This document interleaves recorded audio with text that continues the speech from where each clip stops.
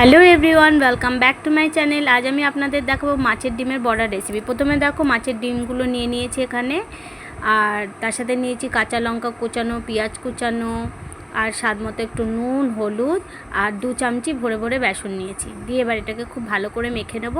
দিয়ে এবার কড়াইতে তেল গরম করে একে একে বড়ার আকারে দিয়ে গোল গোল করে দিয়ে আমি এগুলোকে ভেজে তুলে নেব।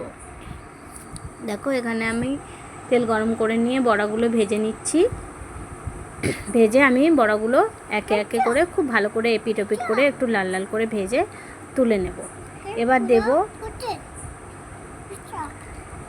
কড়াইতে তেলেতে একটু হলুদ দিয়ে ওই তেলেতেই হলুদ দিয়ে আলুগুলোকে দিয়ে একটু লাল লাল করে ভেজে আলুগুলোকেও আমি তুলে নেব। দিয়ে এবার ফোড়নে দেবো একটু কালো জিরে, একটা গোটা তেজপাতা, আর তারপরেই দেব একটা টমেটোর পেস্ট আর একটা মিডিয়াম সাইজের পেঁয়াজের পেস্ট, স্বাদ মতো নুন, হলুদ দিয়ে খুব ভালো করে কষাবো ওই মশলাটাকে।